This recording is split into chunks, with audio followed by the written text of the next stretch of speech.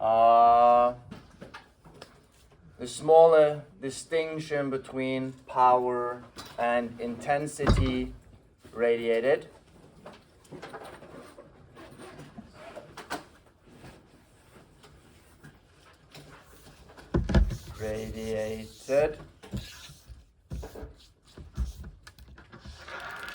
Then we're going to talk a little bit, a lot of things we're going to cover, and then we have apparent brightness.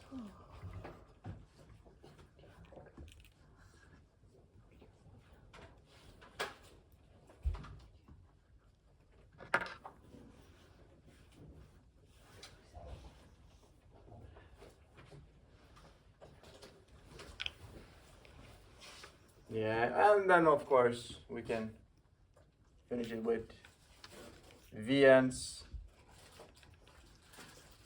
displacement law.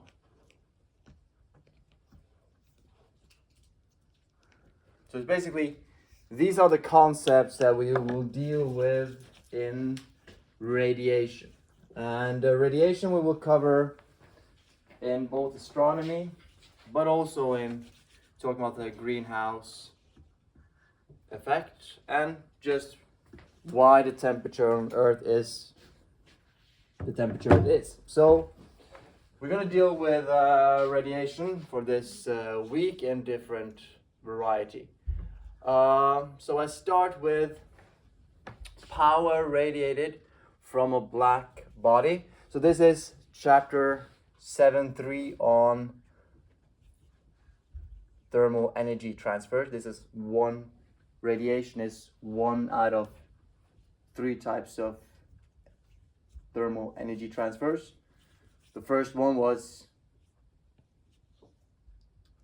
I discussed, one energy transfer, heat, particles pushing other particles.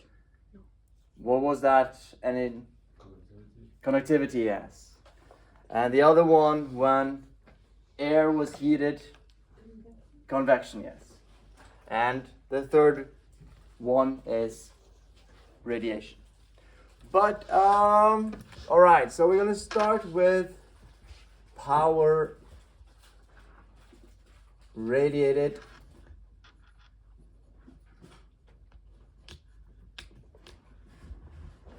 from a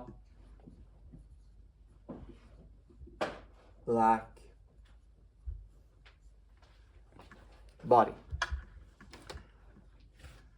And start off power. What is power?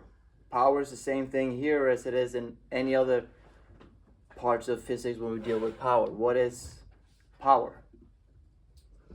What unit do we use for power?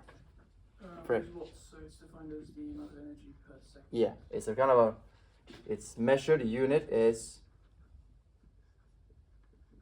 watt, W, or joules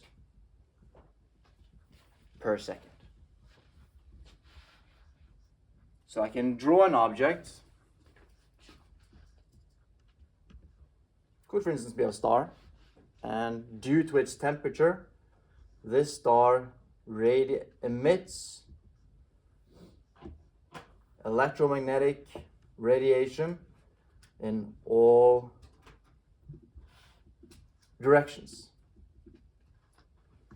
And how much energy is being emitted every second is determined by 2 things. Can you imagine what property of this star determines how much it radiates? Which star do radiate a lot, which radiate less? Lamia? Temperature of the star being one, and the one most important one. The mass? When we deal with astronomy, we're going to talk about how the mass, the mass kind of is important part of why the temperature has the star, the mass is important to why the star has the temperature it has. So yeah, indirectly mass is important here, but it's not in the formula. Would it be the area? Yeah, the area, how much surface area the star has. So one formula we apply here, this is the Stefan Boltzmann's law.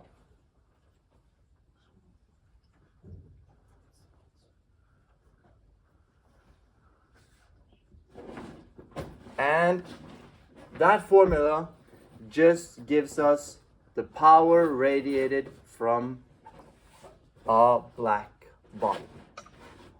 So it's P for power.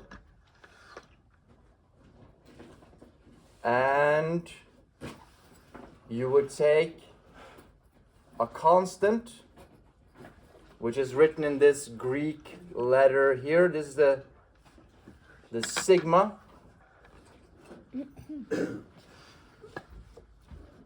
It's the small, what you said, the small letter version of the Greek, lowercase version of the Greek letter sigma. And you multiply it with the area and multiply it with the surface temperature raised to the power of 4. So this formula tells us how much energy is radiated from the star each second. Yeah, Emily. Is sigma a constant? Yeah, sigma is a constant. So I can write what sigma is. Sigma is, and of course, eventually you will memorize these constants. It's 5.67 times 10 to the power of -8. And the unit of it, remember we want this to be in watt. So that means that we have to have the unit watt here. And we have to meter per meter squared. And K to the power of, -4. So it cancels out Kelvin 4. So when we apply this formula here, temperature must be given in Kelvin. So it's the surface temperature of the object, not the core temperature, it's the surface temperature. Surface area. Surface area for a sphere is 4 pi squared divided by r squared. And yes, I'm pretty sure that's the formula for the surface area. A lot of people start asking, I'm not sure I got the right equation, then they give me the volume. So this is the surface area of a sphere. Yeah. So would the value of the law always be the same, or does the surface temperature vary? Yeah. So the surface temperature would vary from object to object, but this constant is a material, is a constant. We're talking about the sun. Would the value always be the same, or does the temperature of the surface vary? If I wanted to calculate the power emitted from the sun, I would use sigma times the surface area of the sun, using the radius of the sun, times the temperature of the sun in Kelvin. So does that temperature change, or does it stay the same? Yeah, I think it's fairly constant now for a couple of billion years. Of course, eventually the temperature of the sun will change, because the sun has about 4 billion years left to fuse hydrogen in its core. So eventually the temperature will change, but we're talking about the temperature it has now is about, I think it's about 5,800 Kelvin. So we talk about temperature of stars, we talk about from 3,000 Kelvin to 40,000 Kelvin. That's kind of the range here. But in the core of the star, it's a lot higher temperature. Then we talk about millions. All right, so that is Stefan Boltzmann's law. This is a pretty straightforward formula. You just put in numbers. When you want to find the power emitted, you just put it into that formula here. And then of course, what do I mean by a black body, and a black body is what we call, it doesn't really, sometimes it has to do with the color, but sometimes it doesn't have anything to do with the color. So it's not a color of the object thing, but for a star, it's a perfect black body. So we're going to do a little experiment on it tomorrow, but what I mean by a black body is a perfect absorber of energy and a perfect emitter. So sometimes they put, in the next chapter, we will write it, the formula like this.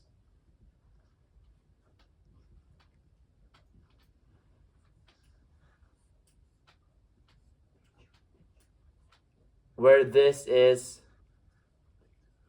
a word I'm only on my good day I am able to pronounce it.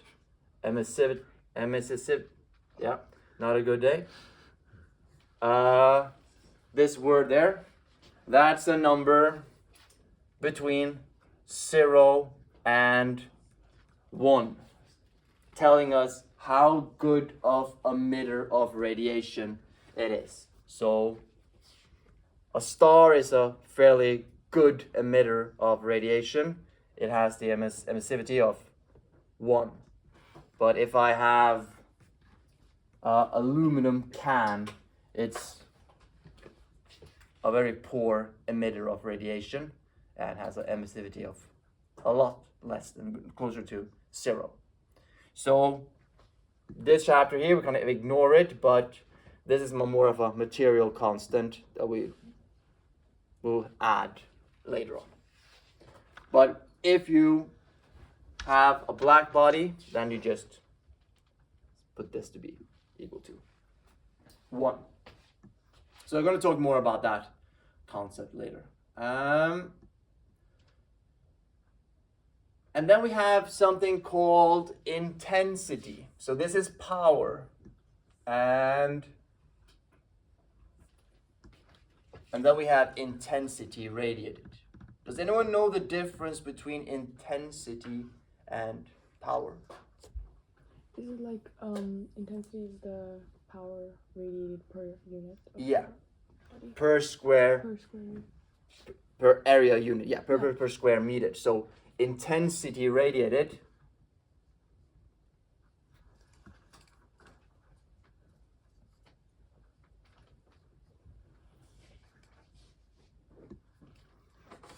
is basically more of a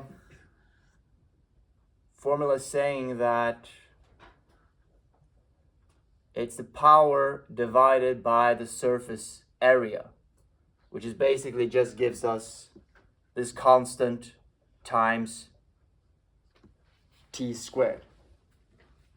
So sometimes we're interested in how much energy per second is radiated from each square meter of the star. Then we talk about the intensity. You just divide it by the surface area of the star. Or you don't include the surface area. If you forget to multiply by the surface area of the star, you find the intensity. Yeah? Does the value of P decrease every second? Does the value of P decrease every second since the temperature is getting lower since you're emitting heat? Yeah, but yeah, yes and no. If I have an object in this room emitting energy, then it loses temperature, right? So that, of course, if the temperature decreases, the power emitted will also decrease. Good point. But for stars, it's different. They have a constant temperature, or we assume that it has a constant temperature. And the reason for this is because they produce their own energy due to fusion processes in the star. So if we talk about an object in this room emitting radiation, temperature will go down. If we talk about star in the universe, the temperature won't go down. Yeah. This is kind of a good question, because the distinction between, are we talking about radiation from object in space, or are we talking about radiation from object in this room? We don't have object in this room producing their own energy. due to nuclear fusion processes. All right. But this is just basically formula. I think that you're good enough to just, okay, if you get a question and you get the temperature and you get the surface area and you have this constant, you're able to do some calculations on finding the power and the intensity. So I'm going to just skip to the part that becomes a bit more interesting but sometimes a bit more complex. So then I'm going to go to the concept of apparent brightness. This is more of the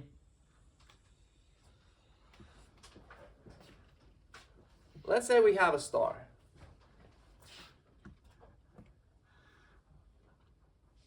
And I draw that star as a sphere because mostly stars are spherical.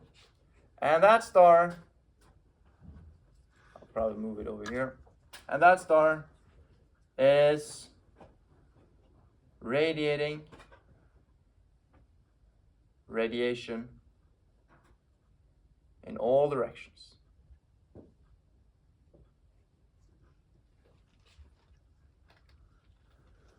And the power emitted is given by this formula. I've just written it down. Sometimes we change it up. Sometimes we don't want to use P anymore. We want to use a different letter just to confuse students. So sometimes we just use L for luminosity instead. Same formula.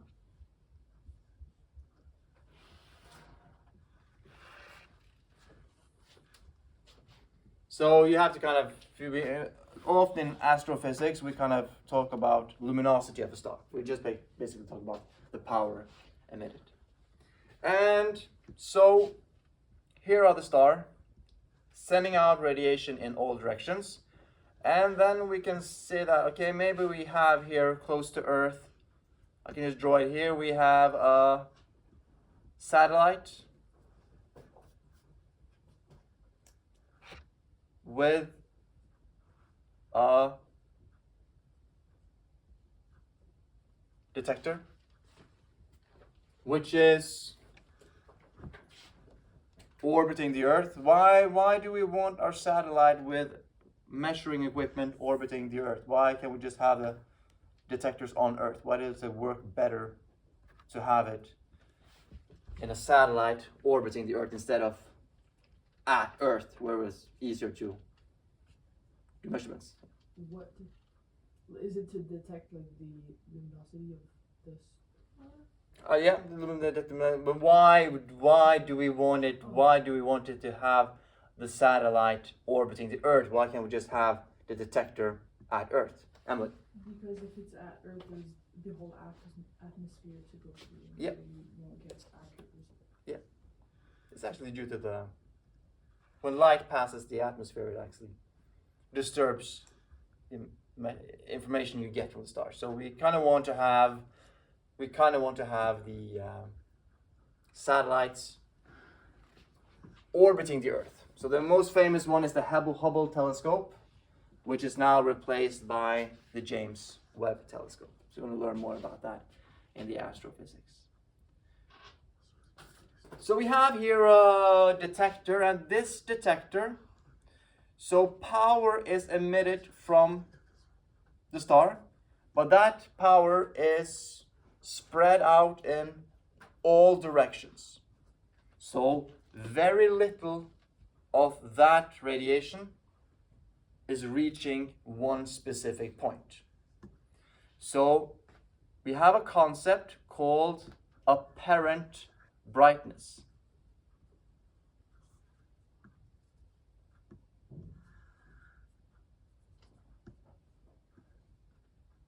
And apparent brightness is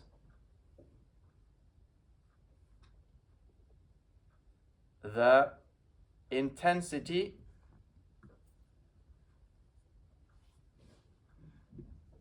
measured by a detector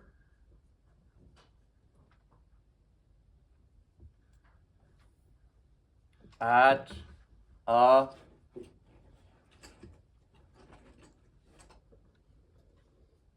distance d.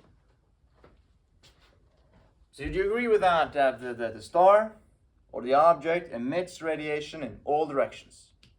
So a lot of it goes in this direction, a lot of it goes in this direction, only a very small portion actually reaches this small, relatively small detector.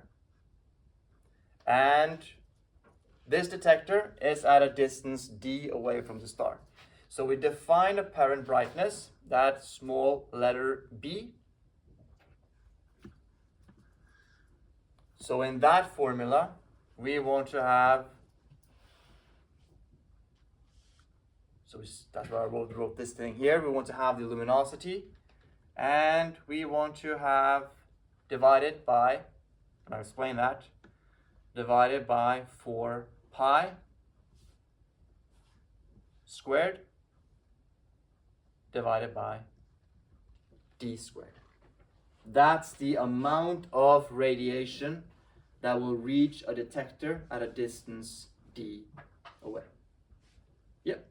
Oh, I'm looking at the book, and the formula says it's just 4 pi d squared. Have I wrongly? I think so. Yeah, it might not be a square on the pi. Yeah. And we remove the square of the pi. Yeah. That's a math formula, so that doesn't. It's not important. Yeah, it might be 4 pi d squared. Yeah, good. So the surface area is 4 pi times r squared. Not everything has to be squared. B. So B is then apparent brightness.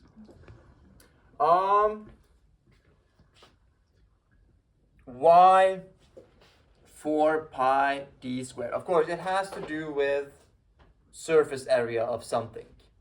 So this formula here, we take the luminosity from the star divided by 4 pi d squared. And just to explain what's happening here is that, let's say I have a star, and I do it in 2 dimensions because I'm not able to draw it in I should be able to draw it in 3 dimensions. But let's say that this star emits radiation in all directions.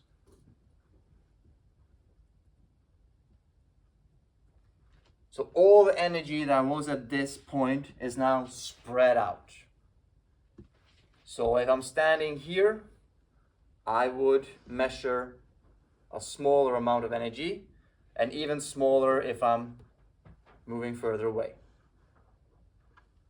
So the ID for this formula here, just imagine that we take and make an imaginary sphere around the star.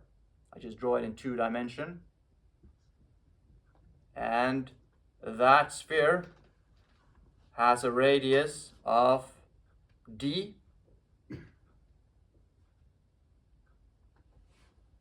So I'm basically just talking about how much of the energy that was radiated from this reaches 1 square meter of the surface of that sphere. So all the radiation from that sphere is now spread out and is distributed across a surface area of an imaginary sphere a distance d away. So the amount of energy that reaches 1 square meter here is the luminosity divided by the surface area of a sphere of radius d squared. So that is why the formula for apparent brightness, the intensity measured by a detector at a distance d. So that is intensity of apparent brightness. So apparent brightness is an intensity. So let's use an example where we apply this. So I can remove this. So I'm just going to make some numbers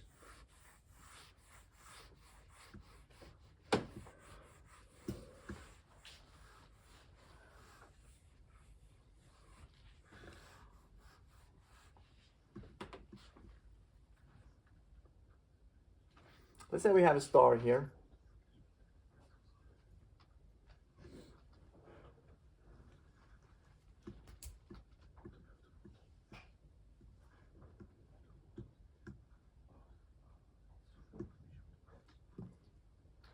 And that star is radiating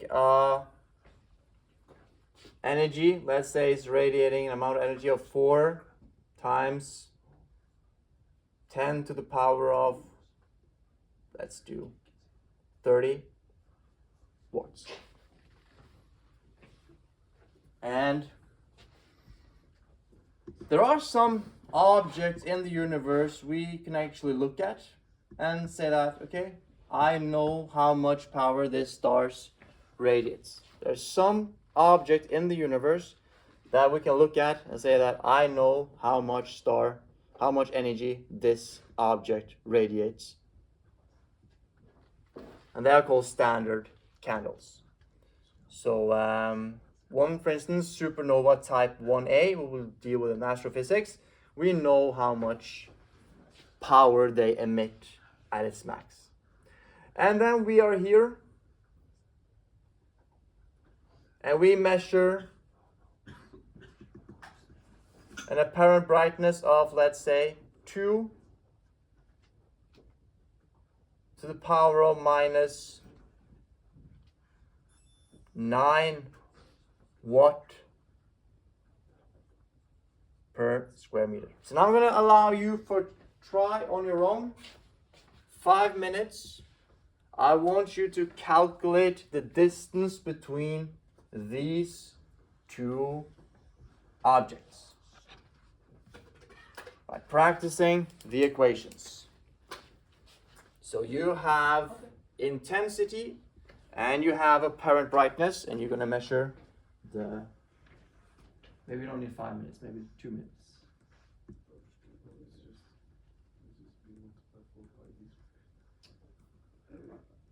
Id, not very rude, but do the math. No, you're going to find D.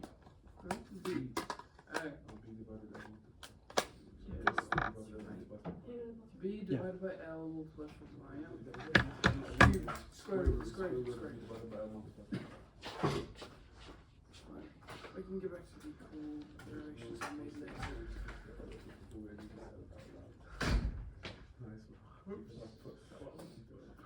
You said it just as that. I didn't say nothing. I said that one answer this one. I did that.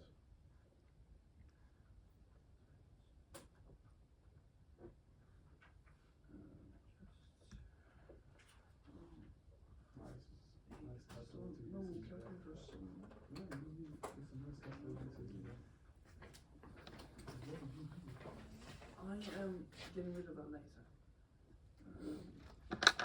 And divided by Is it? Oh, no, I didn't, but it doesn't.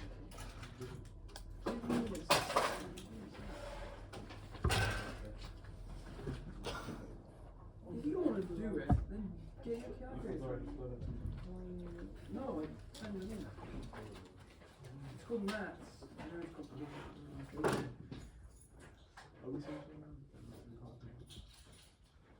Bro, did you see? It was times 10 to the negative 1.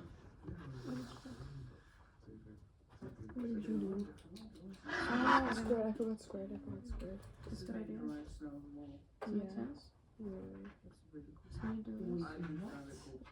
And it will be cool from now on. Do the fractions. I have a note. Yeah, different thing. Can I do my way? And then I've actually found that if you look at the Fermat's principle as in the book gives you, I find that you literally just derive yours, what you can prove.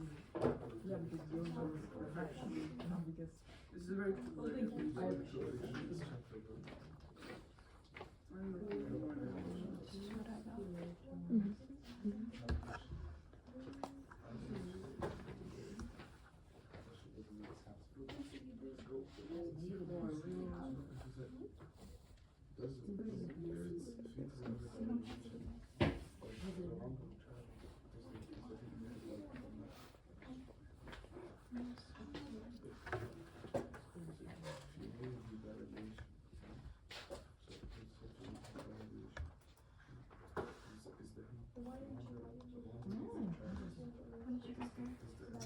I'm getting there. It's the same thing. The equation. It should travel more the longer it travels. The longer it travels, the more it radiates. It's just a radius. Bro, if you think about this one.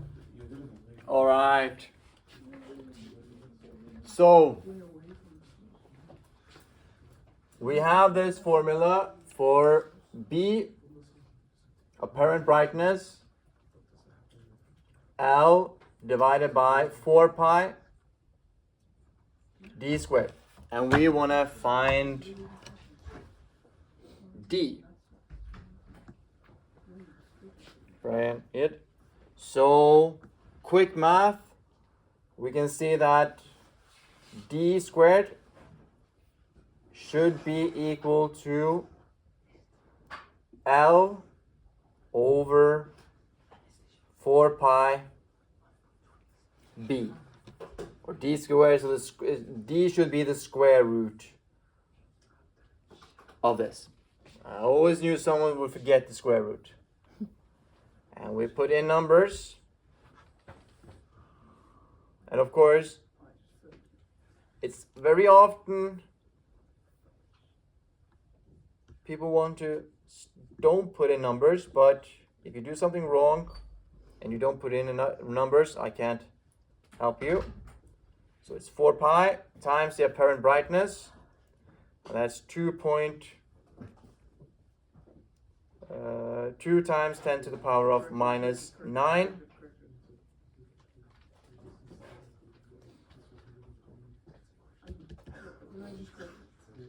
All right. Can anyone tell me what their answer is? It's 1.26 multiplied by 10 in the power of 19. Yeah, that sounds 1.26 times 10 to the power of 19. 19. And that's meter. Yeah. I have a question though. Yeah.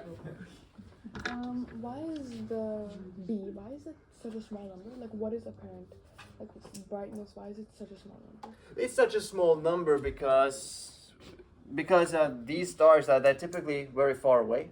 Okay. So very little of the energy is sent from the star actually reaches us here at Earth. That's why the distance will be a really big number. Yeah. And the apparent brightness will be a really small number. Yeah.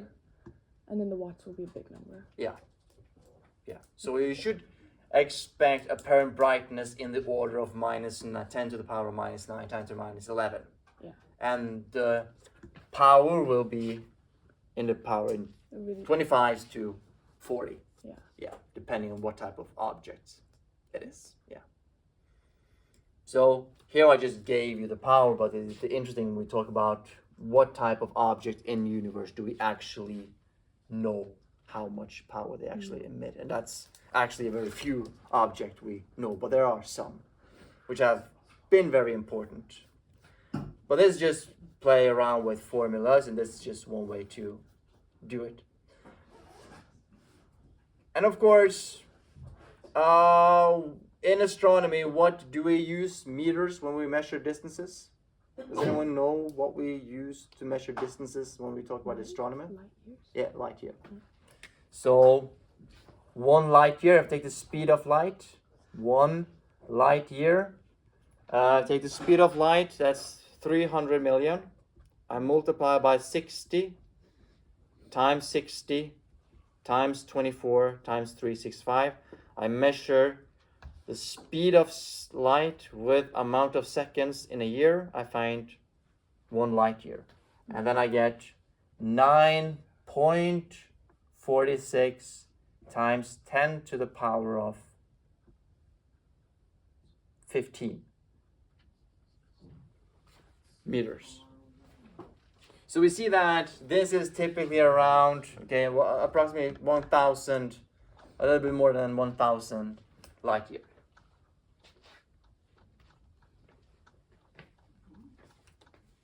So it's a lot, but I think the closest star to us, except for the sun, is 4.2 light years away. So this is not it. So I take that number divided by that number, I can find the distance in light year.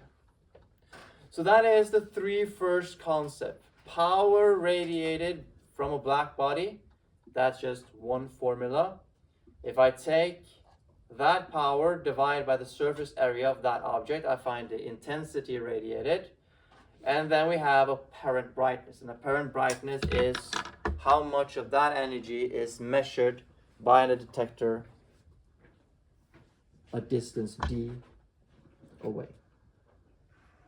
So that is the first concept I've written down on the whiteboard.